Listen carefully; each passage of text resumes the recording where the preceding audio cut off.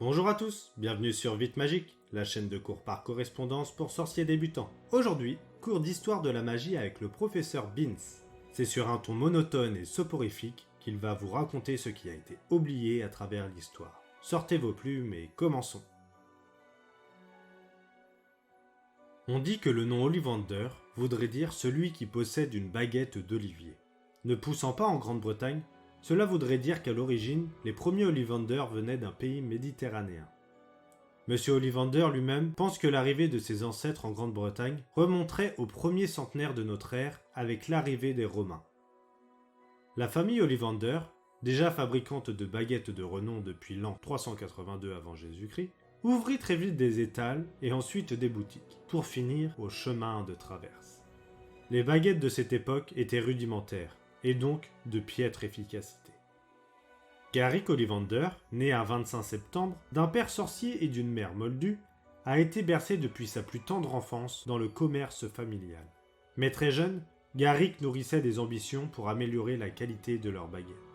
Voyant régulièrement son père se fatiguer à la conception, car à cette époque, c'était le client qui apportait les matières premières et ensuite c'était à son père d'en fabriquer une baguette.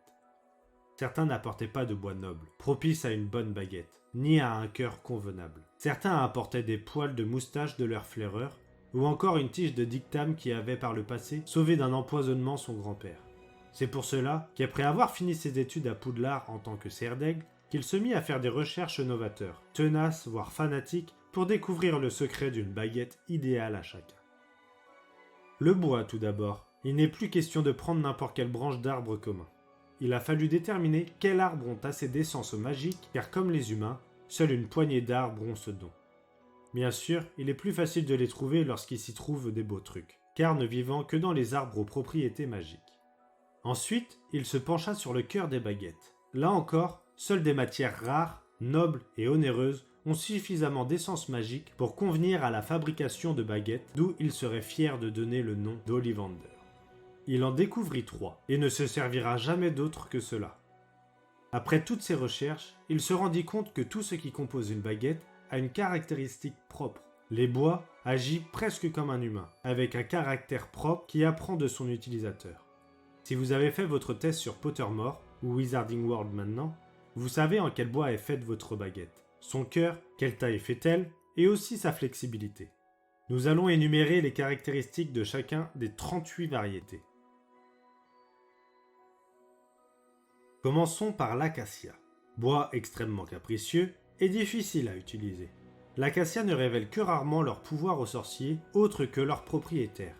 Bien qu'elle soit aussi puissante que toute autre baguette, son tempérament demande une certaine subtilité, fait de l'acacia un bois assez rare et sous-estimé. Un bois de baguette non mentionné sur Pottermore est l'acajou, mais l'on apprend dans ce chapitre que James Potter en possède une, et qu'elle est particulièrement efficace pour les métamorphoses. L'aubépine donne une baguette tout aussi contradictoire que cet arbre, ayant des branches fleuries et parfumées, aux propriétés curatives, mais une fois les branches de cette dernière coupées, diffusera une odeur de mort. Cette baguette est aussi bien efficace pour les sortilèges de guérison que pour les maléfices. Ce bois semble être à l'aise avec les sorciers dans le tourment ou la nature conflictuelle.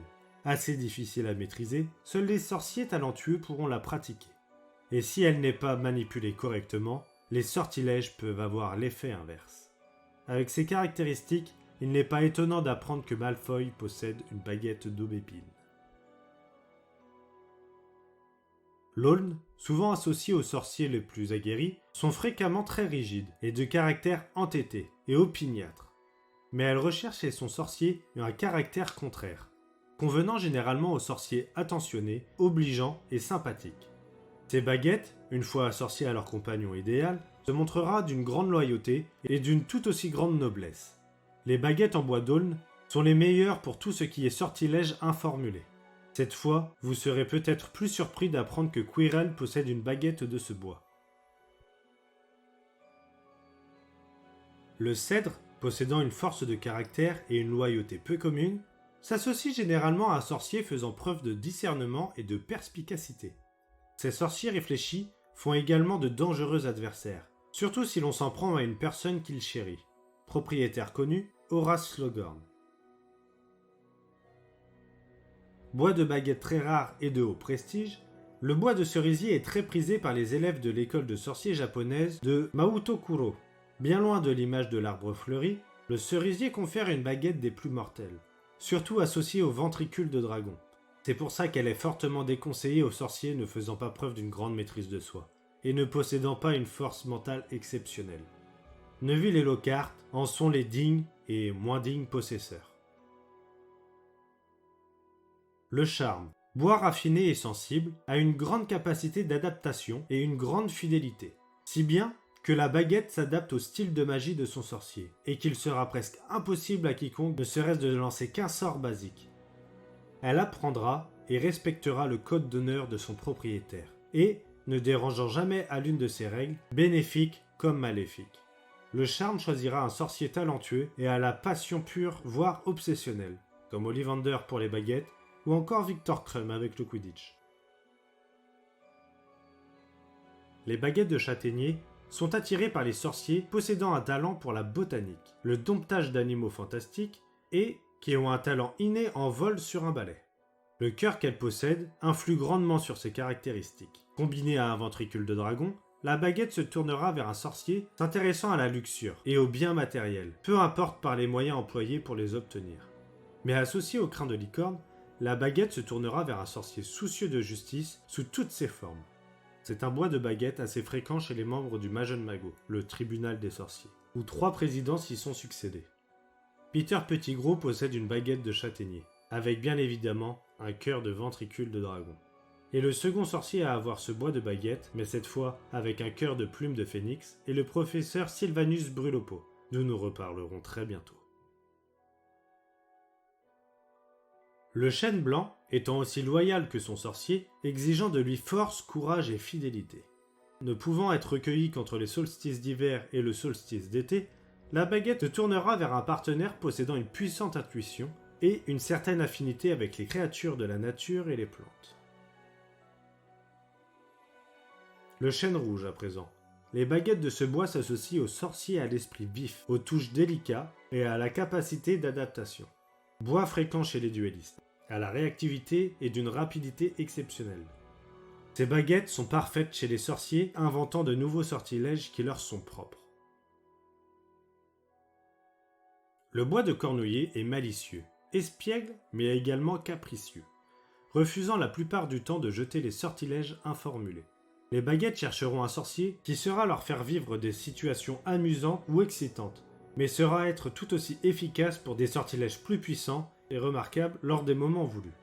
D'autant plus si elle est associée avec un sorcier particulièrement ingénieux et intelligent. Il est important de noter que ces baguettes sont particulièrement bruyantes. George Weasley, bien que nous n'ayons pas d'informations, en serait un possible propriétaire.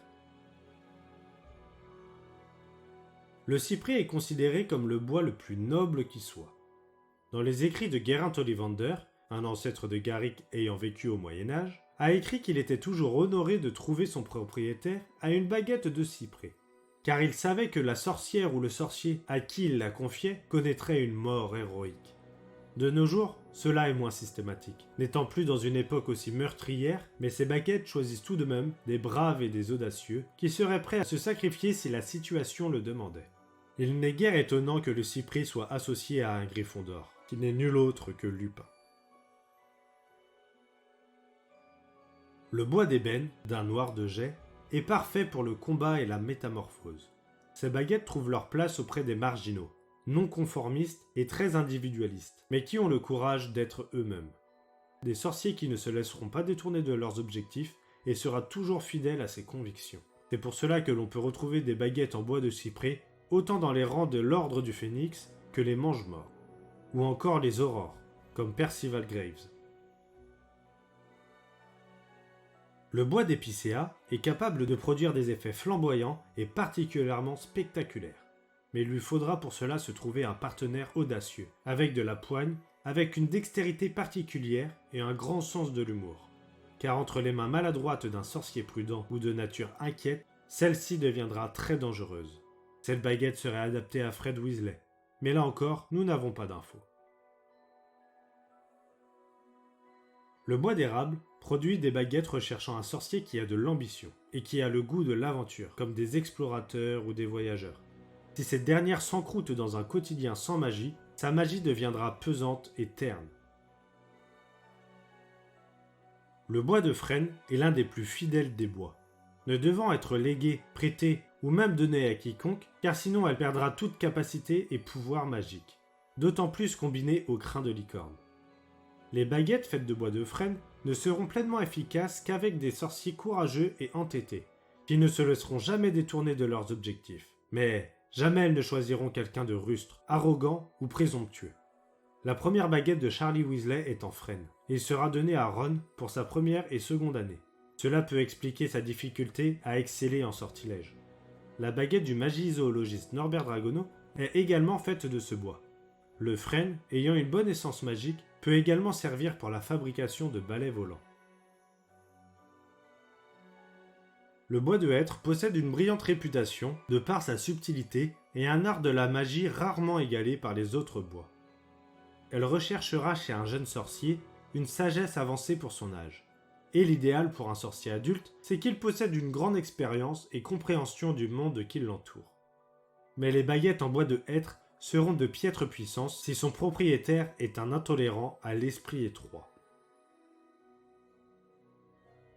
Passons à celle de Harry maintenant.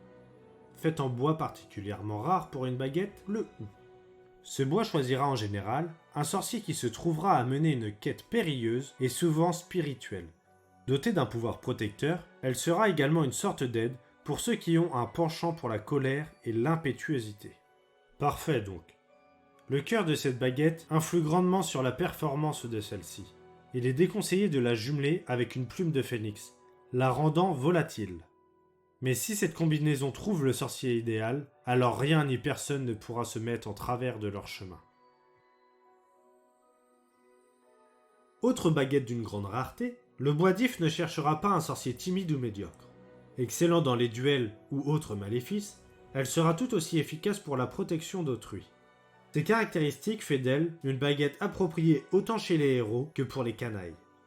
Une des particularités notables du bois d'if est que lorsque le sorcier est enterré avec sa baguette, un arbre poussera pour garder la tombe. Ginny Weasley possède l'une de ces rares baguettes, tout comme Voldemort. Le bois de laurier est capable de produire une magie puissante, voire mortelle. Cette baguette recherchera un sorcier en quête de gloire et un travailleur acharné. Elle n'est pas capable d'actes déshonorants. Elle a la caractéristique de jeter spontanément des éclairs sur quiconque cherchera à la dérober, sauf si son propriétaire fait preuve de paresse. Chose qu'elle ne tolère pas et se laissera dans ce cas volontiers conquérir. Le bois de mélèze est très recherché par les sorciers, car dit-on qu'il influerait courage et confiance en soi. Mais cette baguette, de nature robuste et durable, est cependant difficile à contenter. Elle a la caractéristique d'avoir des talents cachés, et c'est ce que la baguette en bois de mélèze va rechercher chez son propriétaire. Et ce n'est que lorsque ce dernier découvrira son talent que sorcier et baguette formeront une association exceptionnelle, comme la sorcière Célestina Moldubec qui a un talent certain pour le chant. Le bois de noisetier, qui est le bois de ma baguette tout comme celle du professeur Trelawney, est un bois particulièrement sensible, dont il sera préférable que son propriétaire soit capable de comprendre et de contrôler ses sentiments. Sinon, prenez garde, la baguette absorbera toute la colère et déception du sorcier et la déversera de manière imprévisible. Le côté positif de la chose, c'est qu'elle sera totalement dévouée à son propriétaire et fera preuve d'une magie remarquable, donnant tout ce qu'elle a, allant jusqu'à se vider de toute magie. Il faudra alors extraire son cœur et la réintroduire dans un nouveau bois. Si la baguette de noisetier est jumelée avec un cœur en crin de licorne, alors il ne faudra pas espérer la récupérer à la mort de son propriétaire, car elle sera également à considérer comme morte, et ne produira plus aucune forme de magie. Une des particularités de cette baguette est qu'elle est capable de détecter une source d'eau souterraine, et jettera donc une bouffée de fumée argentée en forme de larme lorsqu'elle passera au-dessus d'une source ou d'un puits. Le bois de noyer, qui se trouve être d'une grande souplesse, est à recommander aux sorciers ayant une grande intelligence, C'est généralement ces baguettes que nous retrouvons entre les mains des innovateurs et inventeurs en termes de magie, du fait de sa grande adaptabilité. Une fois la baguette de noyer domptée, celle-ci fera toutes les tâches que son propriétaire décidera, ce qui en fait une baguette parfaite pour les mages noirs comme Bellatrix, car tous deux pourront s'encourager de manière malsaine. Le bois de noyer noir est parfait pour les enchantements et recherchera un sorcier sincère et d'une grande perspicacité. Elle deviendra une fois trouvée une des baguettes les plus loyales et impressionnantes. Cependant, elle perdra sa puissance de manière significative si son propriétaire est en proie à des conflits intérieurs. Et si son sorcier persiste dans son aveuglement, ou s'il n'est pas honnête avec lui-même et les autres, alors la baguette de noyer noir sera incapable de fonctionner correctement, et devra changer de propriétaire si vous escomptez lui redonner sa puissance originelle. Le bois d'orme est un bois noble, qui choisira un sorcier sûr de lui, avec une présence bien affirmée, une certaine dextérité magique et une dignité innée. C'est avec les baguettes en bois d'orme qu'il y a le moins de risques d'accident ou d'erreur, et produira des sortilèges et enchantements les plus élégants et raffinés. Lucius Malfoy en possède une, et il est fréquent que l'on pense que les baguettes en bois d'orme ne choisissent que des sorciers au sang pur, à tort. Le peuplier est le bois avec la plus grande régularité. De force et de puissance toujours égales, ces baguettes chercheront un sorcier à la vision morale très claire. C'est pour cela que l'on peut entendre dire qu'aucun politicien ne possède de baguette en bois de peuplier. Mais cela est une information erronée, car nous savons que Evangeline Hopkington et Eldritch Diggory en possédaient une, et ont tous deux été de remarquables ministres de la magie. Le bois de pin, ayant une sensibilité pour les sortilèges informulés, ne se montrera jamais opposé à s'essayer à de nouvelles formes de magie. Ces baguettes chercheront des sorciers solitaires, indépendants et individualistes. Les propriétaires auront été choisis pour leur curiosité, leur inventivité et sont reconnus pour être mystérieux et seront destinés à vivre vieux. Le bois de poirier est d'une résistance telle qu'après plusieurs années, elles aient toujours l'air neuves. Elles sont capables d'une magie époustouflante. Ces baguettes chercheront chez son sorcier de la bienveillance, de la générosité et de la sagesse, ce qui en fait des propriétaires aimés et respectés de tous. La baguette de poirier donnera le meilleur d'elle, même une fois ce sorcier trouvé. Et avec toutes ses prérogatives, il n'est pas étonnant qu'aucun mage noir n'en possède. Le bois de pommier, comme son homologue du poirier, est destiné aux sorciers du côté lumineux, avec des aspirations élevées et un grand idéal. Ces baguettes, somme toute assez puissantes, choisiront également des sorciers entourés d'amour, qui vivront vieux et auront un talent exceptionnel pour converser avec les créatures magiques dans leur propre langue. Comme Dylan Marwood, auteur du guide complet des êtres de l'eau, langue et coutumes. Bien que le bois de prunelier soit assez inhabituel, il convient parfaitement aux guerriers. Ces baguettes vont rechercher un sorcier qui leur feront vivre des épreuves et surmonter des périls, ce qui leur permettra de tisser avec leur propriétaire des liens profonds. La baguette de prunelier se retrouve donc autant dans les mains des aurores que des mages qu'ils ont enfermés à Azkaban. Le bois de sapin, issu du plus résistant des arbres, est parfait pour la métamorphose. Donc, bien évidemment, c'est le bois de baguette que Minerva McGonagall possède. Il ne sera pas efficace entre les mains d'un sorcier changeant au indécis. Ces baguettes chercheront plutôt chez leurs propriétaires de la concentration, de l'endurance et de la détermination. C'est pour cela que les baguettes en sapin sont parfaites pour les sorciers qui peuvent se montrer intimidants et résolus. Cette baguette peu commune est souvent recherchée pour leur belle apparence autant que pour leur réputation d'être particulièrement performante dans les sortilèges informulés. Le bois de saule choisira plutôt un sorcier pas très sûr de lui, mais avec un gros potentiel en devenir. Ayant une prédilection pour les pouvoirs curatifs, ces baguettes sont faites pour les sorciers en constante évolution et qui ne se reposent pas sur leurs acquis. Comme dit le proverbe chez Ollivander, qui doit voyager loin ira plus vite avec le saule. Ce n'est donc pas étonnant de trouver une émoldue comme Lily Potter ou encore Ron Weasley comme détenteur d'une telle baguette. Bien que rarement de grande qualité, les baguettes en séquoia sont tout de même très recherchées, car elles seraient, dit-on, porteuse de chance. Mais la cause à effet n'est pas prise dans le bon sens, car le bois de séquoia n'apporte pas chance à proprement dit à son propriétaire. Mais il est vrai que ces baguettes choisissent généralement un sorcier qui a une haute capacité à retomber sur ses pieds, à tirer du positif des épreuves qu'il traverse et qui font en général de bons choix. L'alliance d'un sorcier et d'une telle baguette sont amenés à être les acteurs d'exploits passionnants. Recherchant un sorcier à l'esprit clair et au cœur pur, les baguettes en bois de sorbier ont la réputation d'accroître chacun des sortilèges de défense que ce soit. Ce bois ne convient donc pas aux mages noirs, et étant particulièrement efficace avec les sortilèges de protection, elle n'est pas moins efficace avec les sortilèges offensifs, et sort généralement vainqueur des duels.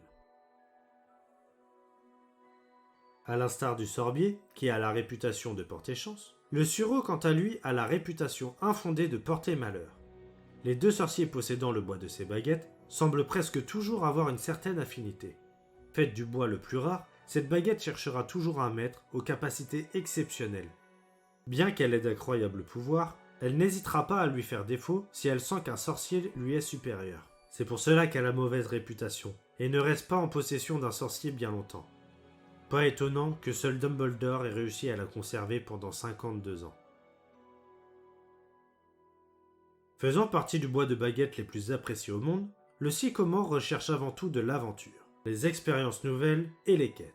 Il se lie au sorcier d'une grande vitalité et à l'esprit curieux. Ces caractéristiques font qu'elle a une haute capacité d'apprentissage et d'adaptabilité. Une autre caractéristique unique que possède ce bois est que, n'aimant pas s'ennuyer, si elle n'est pas suffisamment sollicitée ou pour des tâches trop redondantes, elle va perdre de son éclat, pouvant aller jusqu'à une combustion instantanée de cette dernière.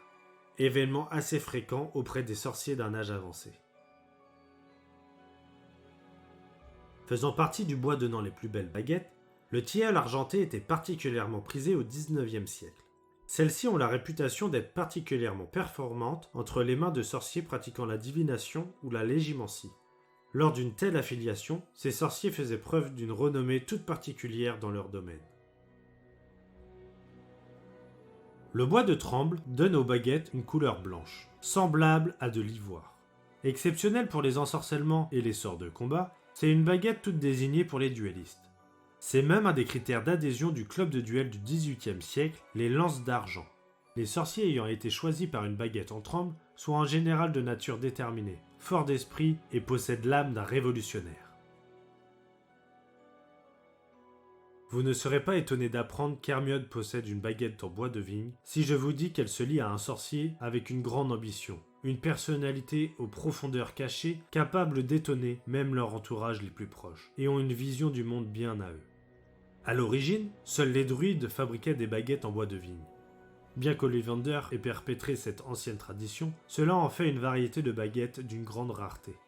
Ces baguettes sont d'une rapidité toute particulière dans le choix de leur maître. Ollivander raconte qu'il a été témoin par 2 fois d'une manifestation magique de la part des baguettes en vigne, à la simple entrée dans la boutique de son futur propriétaire. Peut-être qu'Hermione fut l'un de ces 2 événements.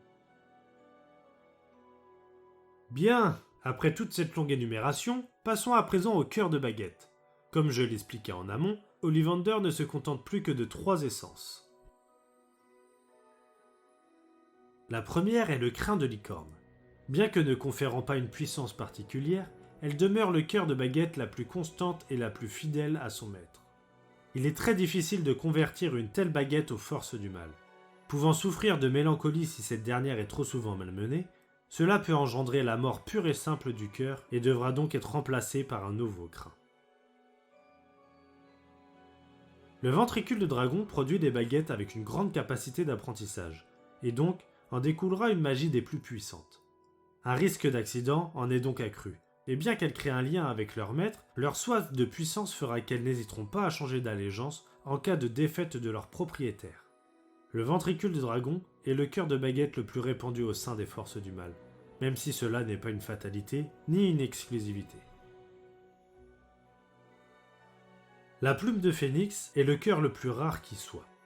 Le phénix étant un animal réservé et solitaire, les baguettes avec un tel cœur ont hérité du même trait de caractère. Elles seront exigeantes lors du choix d'un propriétaire, et le feront encore plus pour accorder pleinement leur allégeance. Elle a un temps d'apprentissage plus long que les autres cœurs, Mais à côté de cela, une fois sa confiance acquise et avoir fait preuve de détermination, ce cœur offre le plus large éventail de magie qui soit, faisant preuve parfois d'initiative et agissant de leur propre chef.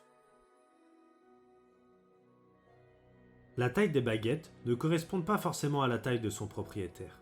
Certains petits sorciers possèdent de grandes baguettes, et inversement. Non, la longueur de la baguette est avant tout influencée par la personnalité du sorcier.